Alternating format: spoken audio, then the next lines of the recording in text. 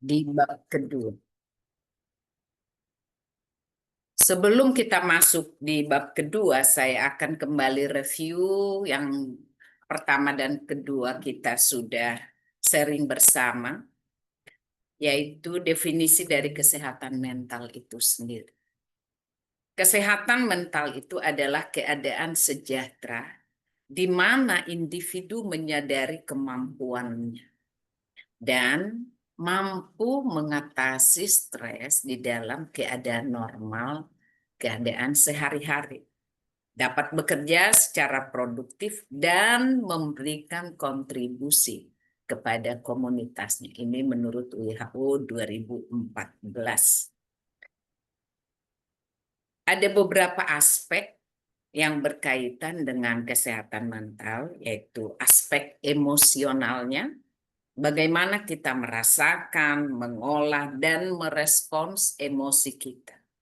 Individu yang sehat secara mental, maka akan memiliki kemampuan untuk mengekspresikan perasaannya, pikirannya dengan cara yang konstruktif. Kemudian aspek kognitifnya, bagaimana kita berpikir dan memproses informasi yang kita terima dan bagaimana kita mendelivernya. Di aspek sosial, seseorang yang memiliki kesehatan mental yang baik, dia akan mampu membangun hubungan yang baik. Ini yang kita sudah diskusikan selama 2 kali pertemuan dan sekarang kita masuk ke bab kedua. Energi positif dan dampaknya. Apa sih energi positif itu? Energi positif itu adalah istilah yang sering kita dengar dalam percakapan sehari-hari, ya. Mampu dan memiliki kemampuan, baik itu di dalam kehidupan sehari-harinya, baik itu saat dia bekerja, baik dia saat berinteraksi. Dan tentu ini sangat berkontribusi terhadap kesehatan mental dan kebahagiaan itu sendiri. Maka orang yang mentalnya sehat, pasti dia akan bisa menikmati kebahagiaan dalam hidup. Dari perspektif psikologi, energi positif berfungsi sebagai pelindung. Ya, ini melindungi dan mengurangi dampak negatif dari stres. Ya, hidup di perkotaan tentunya tingkat stresornya kan lebih tinggi.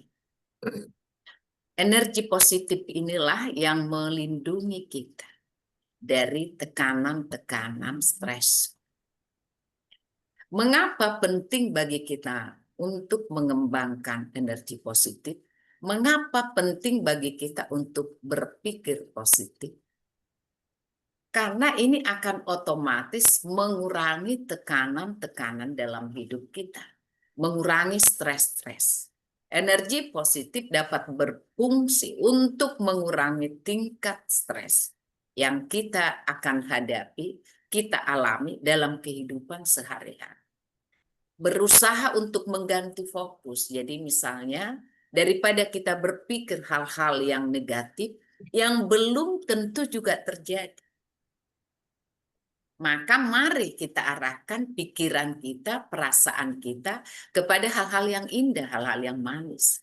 Daripada kita memikirkan hal-hal yang negatif, misalnya kita baru menerima perkataan dari seseorang, baru mendengar perkataan seseorang, daripada kita fokus memikirkan hal itu, mari kita alihkan pikiran kita alihkan perasaan kita. Dan itu juga akan meningkatkan ketahanan kita. Kemampuan kita saat kita sudah terpuruk nih Bapak dan Ibu, pada saat kita mencoba berpikir positif, maka kita akan dimampukan memiliki kemampuan untuk bangkit dari keterpurukan, untuk bangkit dari pengalaman-pengalaman yang buruk. Disinilah kita harus selalu melakukan filtering ya, memfilter juga semua informasi yang kita terima, yang kita lihat, yang kita rasa. Orang yang negatif itu pada umumnya melihat cuaca aja dia sudah berpikir jangan-jangan banjir. Orang yang dia berpikir negatif itu melihat orang misalnya bisik-bisik, dia akan menyangka bahwa dialah yang sedang diperbincangkan. Nah, hal-hal seperti ini contoh paling simpel. Dan kita harus berusaha untuk mengalihkan pikiran dan perasaan kita dari hal-hal yang negatif. Orang yang memiliki kemampuan untuk berpikir positif, tentu dari berpikir positif, kita akan berkata-kata yang positif. Ya, 3B nanti. Kita akan bertindak yang positif. Tapi apabila di pikiran kita sudah hal-hal yang negatif, maka setiap perkataan yang keluar dari mulut kita pun nanti tentu akan dipengaruhi hal-hal yang negatif. Jadi bagaimana kita bisa mengelola kehidupan kita sehari-hari dengan menerapkan 3B. Berpikir positif, berkata-kata positif, dan bertindak secara positif. Inilah yang akan membantu kita, memampukan kita nanti di dalam menjalin hubungan yang baik. Pada saat berkata-kata yang positif tentunya kita sudah dibekali sebelumnya bagaimana kita menggunakan kata-kata yang efektif, kata-kata yang membangun, bukan kata-kata yang membuat orang lain merasa tersinggung. Bagaimana kita juga di dalam situasi yang sangat sulit tetap mampu untuk menyampaikan sesuatu dengan kata-kata yang membangun. Tidak justru terpancing dengan kondisi yang kurang baik. Kondisi yang saat kita alami misalnya dalam kondisi krisis, tapi perkataan kita masih tetap mampu untuk membangun dan menyampaikan perkataan dengan baik kepada teman-teman kita, kepada komunitas kita, dan rekan-rekan sepekerjaan kita. Inilah ya kebiasaan-kebiasaan yang positif. Kebiasaan apa tadi?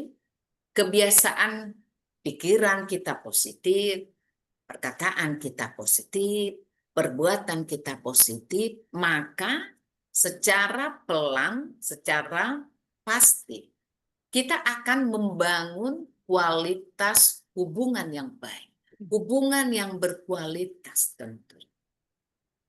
Kita mungkin memiliki teman di mana dia sangat cenderung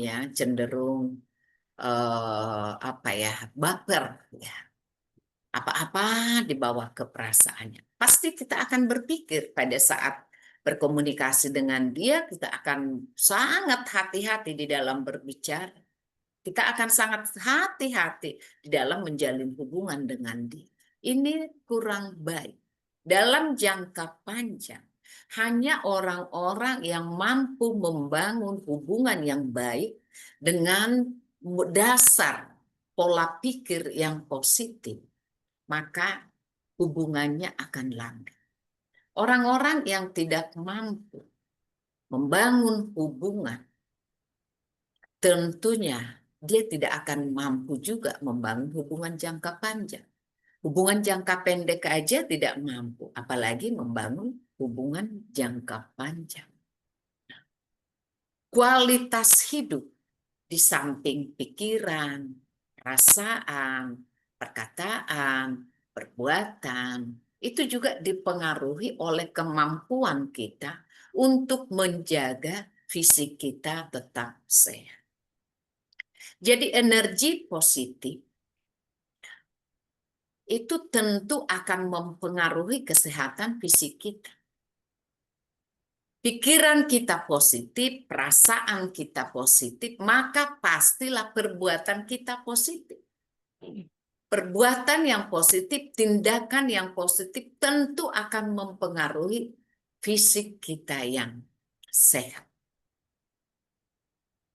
Bapak dan Ibu, jadi kita bisa kaitkan kesehatan mental adalah kondisi sejahtera dalam pikiran, perasaan, dan mampu memberikan kontribusi positif kepada perusahaan tempat bekerja, kepada komunitas. Dan sehat mental berarti kita mengelola perasaan kita mengelola pikiran kita sehingga sehat. Dan apabila secara pikiran, perasaan kita sehat, tentu nanti perilaku tindakan kita juga akan sehat. Tindakan perilaku yang sehat tentu akan memampukan kita sebagai individu, baik sebagai anggota komunitas, baik sebagai anggota jemaat, untuk membangun hubungan yang baik dan hubungan jangka panjang. Ini hubungan yang baik dan hubungan jangka panjang. Mungkin kita bisa ngecek diri kita sendiri. Apakah saya memiliki sahabat yang sudah lama, sahabat karib dan lama, ya, bukan sahabat karib yang baru ketemu setahun gitu ya. Tapi kita memiliki sahabat yang sudah bertahun-tahun, bahkan puluhan tahun, tapi tetap hubungan kita itu erat, hubungan kita itu dekat. Ini cara kita mengecek. Apakah saya memiliki sahabat yang sudah jangka panjang? Kita coba. Dan kalau kita misalnya punya dulu, tetapi kemudian retak hubungan kita, coba kita review lagi. Apa penyebabnya hubungan kita akhirnya terputus? Ya, di sini apakah saya yang toksik ya, ataukah sahabat saya itu yang toksik? Jadi di sini juga membangun hubungan jangka panjang. Kalau misalnya teman kita itu sangat toksik ya, dan kita juga tentunya akan berusaha untuk mengurangi dampak toksik-toksik di dalam kehidupan kita. Maka kita bisa juga memutuskan persahabatan itu, nggak apa-apa Bapak Dani. Tetapi apabila misalnya kita sesudah dengan jujur ya, kita harus dengan jujur mengecek diri kita. Saya dulu pernah memiliki sahabat yang saling mendukung, tetapi kemudian persahabatan kami putus.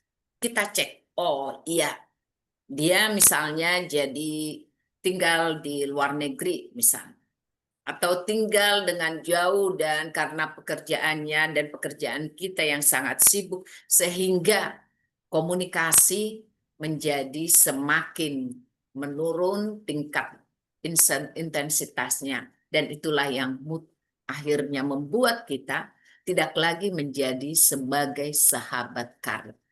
Ini nggak apa-apa karena kesibukan. Tapi kalau misalnya, oh ada perkataan saya mungkin, atau ada tindakan saya mungkin, yang akhirnya memutuskan hubungan itu, nah inilah yang kita review diri kita. Kita cek diri kita.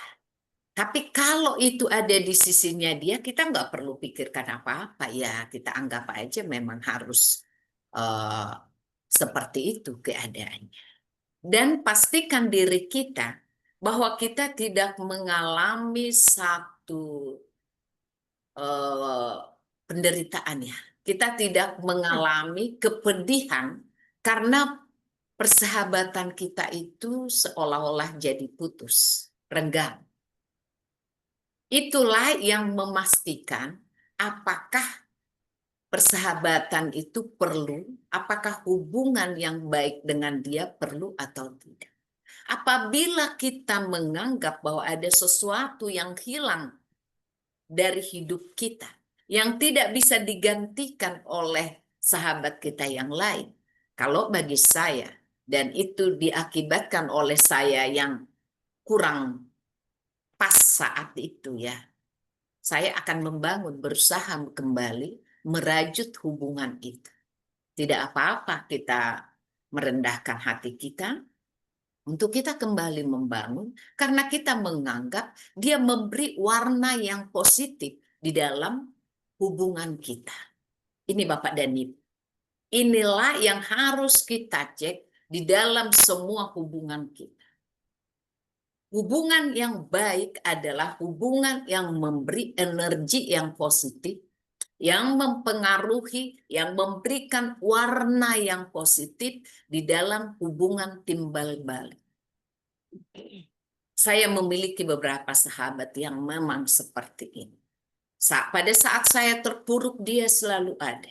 Dan pada saat dia juga mengalami keterpurukan, saya usahakan. Diri saya juga hadir. Dan saya sungguh sangat bersyukur. Sahabat itu ada dari keluarga saya sendiri, keluarga inti. Ya, dari kakak adik saya ada, saya rasa. Dan ada dari sahabat saya yang memang bukan keluarga saya. Tetapi yang sangat banyak mendukung saya dalam banyak hal. Kami bertumbuh bersama. Anak-anak kami itu seperti keluarga dekat. Bahkan yang saya kakak adik, ada yang seperti ini yang saya rasakan. Yang sangat mendukung. Pendidikan berbeda, tapi kami bisa membangun hubungan yang sangat baik. Inilah yang kita harus memiliki. Kalau pasangan, iya harus. Anak-anak harus. Tapi ada warna lain yang juga akan ditorehkan, yang akan digariskan, yang akan digambar oleh persahabatan-persahabatan yang tulus. Dan itu hanya orang-orang yang sehat secara mental yang mampu membangun hubungan yang baik, yang saling menguntungkan antara satu pihak dengan pihak yang lain. Kita masuk ke transformasi mental. Transformasi mental di sini,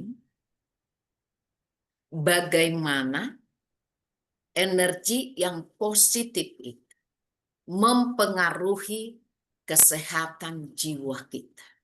Jiwa itu pikiran, perasaan, perilaku. Ya. Jadi kalau secara dunia kesehatan bilangnya mental ya, kesehatan mental. Tapi kesehatan mental sebenarnya sama dengan kesehatan jiwa. Dan di dalam Alkitab itu disebut jiwa. Maka ada tubuh, roh, jiwa.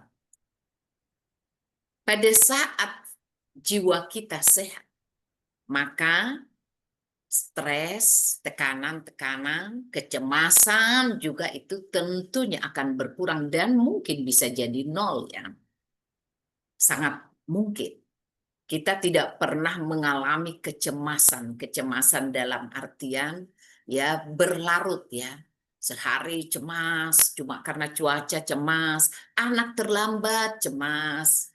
Ya, paling sering anak misalnya pulang malam, kecemasan yang melanda kita. Ya, belum dijawab misalnya WA kita cemas. Nah, ini harus kita tolak dari diri kita. Coba kita berusaha dengan cara apa? Misalnya melantunkan doa-doa. Ini akan membantu kita untuk mengurangi rasa kecemasan ini. Ya, untuk menghindari pikiran kita memikirkan hal-hal yang negatif yang sebenarnya itu hanya ada di dalam pikiran. Yang sebenarnya hanya ada di dalam pikir. Ya. Satu saat mungkin ya, katakanlah ya 10 menit ya cemas, tapi jangan biarkan berlarut nyampe 1 jam. Itu akan menyiksa diri kita. Dan kemudian kita berteman lagi yang juga orang yang cemas. Dia akan juga mentransfer aura kecemasannya kepada kita. Oh iya, tadi di sana ada tuh, oh banjir mungkin, gitu ya. Motornya macam-macam. Sangat gampang untuk membuat kecemasan ini bertumbuh, berkembang di dalam kehidupan kita. Karena itu Bapak dan Ibu, jangan berteman dengan orang-orang yang memang selalu cemas kalau kita belum kuat. Tapi kalau ini kan Bapak dan Ibu nih, kita berusaha membangun diri kita menjadi konselor, maka kita harus berusaha membenahi diri kita dulu supaya kita bisa mentransfer aura-aura, perkataan-perkataan, pikiran-pikiran yang positif, yang jauh dari kecemasan. Kita mulai mempengaruhi. Tapi jangan pernah pada saat kita dalam kondisi tidak siap, jangan pernah mencoba untuk mengkonseling teman kita atau siapapun itu. Kita harus selalu dalam kondisi siap. Bagaimana kita mengecek bahwa kita siap untuk mengurangi kecemasan orang lain? Bagaimana kita bisa memastikan bahwa perkataan-perkataan yang kita sampaikan itu akan membantu seseorang mengurangi rasa cemasnya? Pertama, cek diri. Cek diri kita dengan cara apa? Kita lihat nih diri kita ya. Jadi bisa dengan mata tertutup, kita cek nih seolah-olah kita lihat hati kita. Kita lihat juga pikiran kita. Kita coba teropong. Kita cek nih, apakah saya dalam kondisi baik sekarang? Apakah saya dalam kondisi sedang bermasalah sekarang? Masalah dalam hal ini ya, masalah kan akan selalu ada. Masalah dalam hal ini adalah apakah masalah yang saya hadapi, saya menganggapnya sebagai sesuatu hal yang normal dan akan kembali menjadi baik-baik saja. Ini, kalau kita bisa melihat itu di dalam pikiran kita, di dalam hati kita, perasaan kita, maka go ahead. Dukunglah orang lain. Karena apa Bapak dan Ibu? Terkadang nih, pada saat kita berdiskusi, pada saat kita membangun orang lain, mendukung orang lain, kita juga akhirnya bisa bangkit Bapak dan Ibu. Kita bisa bangkit. Makanya jangan harus melihat kesiapan itu 100%. Tapi kalau kesiapan diri kita cuma di bawah 50% Bapak dan Ibu, sebaiknya untuk konseling bisa kita tunda dulu. Sampai melihat tuh, lihat nih di dalam hati kita. Kita merenung sebentar seperti bermeditasi sesudah berdoa tentunya. Kita melihat ya, kita melihat pikiran kita melihat perasaan kita melihat hati kita. Iya, saya dalam kondisi kurang baik. Kita sudah minta tuntunan Roh Kudus, tapi gejolak masih tetap ada. Kita hentikan dulu untuk konsel. Tapi pada saat kita lihat, oh iya, saya baru mengalami satu hal yang kurang menguntungkan dalam diri. Tapi saya merasa nyaman. Maka lanjutkan untuk konseling. Jangan menunggu sampai kita ready secara penuh. Itu Bapak dan Ibu ya. Cara kita juga mengurangi stres dan kecemasan kita. Bagaimana kita juga dengan mental yang sehat mampu merasakan kebahagiaan dan kepuasan dalam hidup. Kekayaan, kelimpahan, atau kecukupan dalam hidup pasti ini menjadi satu hal yang akan membantu kita tentunya menikmati kepuasan hidup. Kita punya duit, kita bisa katakanlah traveling, kita bisa memenuhi kebutuhan hidup kita tanpa harus mengalami perjuangan, struggle di dalam hal materi. Tetapi bukan satu-satunya Bapak dan Ibu. Ya. Keuangan yang baik Itu sangat perlu, tetapi bukan satu-satunya untuk kebahagiaan. Apakah kita bisa bahagia pada saat kekurangan? Memang berat. Dari beberapa buku dan dari penelitian saya, ternyata memang orang yang berkecukupan itu lebih mudah mentalnya sehat dibanding orang yang berkekurangan. Nah, sekarang pertanyaan buat kita. Apakah kita bisa mencukupkan diri itu ya? Jadi yang berkecukupan di sini bukan yang kaya. Mereka yang memiliki kecukupan di dalam hal operasionalisasi sehari-harinya, tempat tinggal, biaya hidup, biaya untuk sekolah anak-anak, itu lebih sehat mental. Tapi bukan berarti orang yang berkecukupan itu semua mentalnya sehat. Tolong Bapak dan Ibu perhatikan ya. Bukan berarti orang yang berkecukupan secara materi semuanya sehat secara mental, tidak. Tetapi orang yang memiliki kecukupan secara materi memang lebih mudah untuk hidup, untuk mentalnya sehat. Artinya di sini sama-sama ada usaha. Sama-sama ada usaha. Orang yang berkecukupan secara materi, dia juga harus berusaha mengelola pikiran, hati, perilakunya, perasaannya, sehingga dia bisa sehat secara mental. Yang kurang berkecukupan, maka dia harus mampu mencukupkan, menganggap, ya, ada menganggap bahwa saya cukup dengan seperti ini.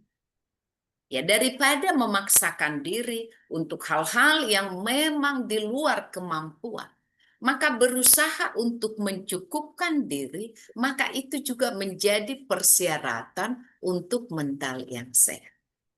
Jadi tadi yang kaya, yang berkecukupan juga harus berusaha untuk menikmati mental yang sehat, untuk memiliki mental yang sehat. Tapi yang berkekurangan juga secara materi, dia harus berusaha mencukupkan dirinya supaya dia juga memiliki mental yang sehat. Ini Bapak dan Ibu. Sehingga dengan memiliki mental yang sehat tadi, baik yang berkelimpahan secara materi, baik yang berusaha mencukupkan dirinya secara materi, maka akan mampu memuaskan kehidupannya dengan segala keberadaannya dan akan mampu meningkatkan kebahagiaan di dalam hidup. Kemampuan untuk memuaskan diri dengan semua, ya, keterbatasan. Inilah juga yang akan membantu seseorang, individu, mampu membangun hubungan interpersonal yang kuat, yang baik. Di sini juga, ini juga akan membantu orang yang mentalnya sehat, itu cenderung akan lebih kreatif. Karena sehat mental, maka dia juga akan berusaha menjaga fisiknya untuk sehat dan mendorong pertumbuhan pribadi. Pribadi yang bertumbuh, ya, fisik yang kuat, mental yang sehat, mampu merasakan kebahagiaan dengan segala limitasinya, maka pribadi ini akan tetap bertumbuh dan akan mampu menumbuhkan, ya, siapapun yang berinteraksi dengan dia. Karena apa? Tadi dia akan selalu perkataan yang positif. Akan selalu dia mendeliver tindakan-tindakan yang positif. Dan hatinya tentu akan sukacita. Dan ini jika kita lihat di dalam firman Tuhan. Orang-orang yang mampu bersukacita itu ya tentu yang selalu dengan penuh ucapan syukur, di dalam doa-doa, dan di setiap waktu membangun komunikasi melalui pembacaan firman Tuhan dan melalui doa-doa. Orang yang mentalnya sehat pasti di dalam setiap perkataannya dia akan menginspirasi banyak. Pasti akan mampu menginspirasi banyak. Akan menjadi teladan yang positif dan akan gemar berbagi experience, berbagi pengalaman-pengalaman dan mendorong kebaikan-kebaikan. Dia tidak akan mengurung, ya.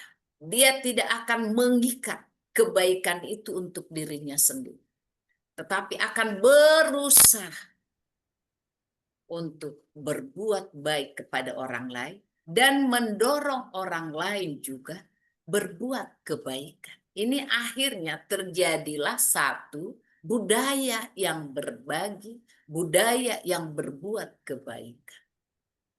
Dan jangan pernah lupa menghargai kebahagiaan kecil. Sekecil apapun kebahagiaan kita pantas bersyukur.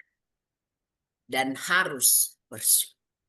Jadi dari pertemuan kita di malam hari ini, bagaimana kita menumbuh kembangkan energi yang positif di dalam kehidupan kita yang akan memberikan dampak kepada komunitas kita, kepada keluarga besar kita, bukan hanya keluarga kecil ya, dan kepada lingkungan tempat kita bekerja, tempat kita berusaha. Ingat, mau kondisi kita berkecukupan secara materi atau masih berkekurangan secara materi, di dalam kesehatan mental, kita harus sama-sama berjuang supaya kita sehat secara mental dengan mencukupkan diri kita, atau orang yang sudah berkelimpahan menganggap bahwa itu anugerah dan harus disyukuri dan harus gemar berbagi. Dengan cara inilah kita semua akan menjadi ya, evangelis-evangelis, menjadi misionaris-misionaris, menjadi pengajar-pengajar, menjadi trainer-trainer, jadi dosen-dosen yang gemar mendukung komunitas kita untuk bertumbuh dengan mental yang sehat, tubuh yang sehat, dan menginspirasi banyak. Terima kasih Bapak dan Ibu, itu yang saya sampaikan sebagai pembuka untuk kita kemudian melakukan dialog interaktif, diskusi di malam hari. Terima kasih. Saya kembalikan pada Pak Raffles. Baik.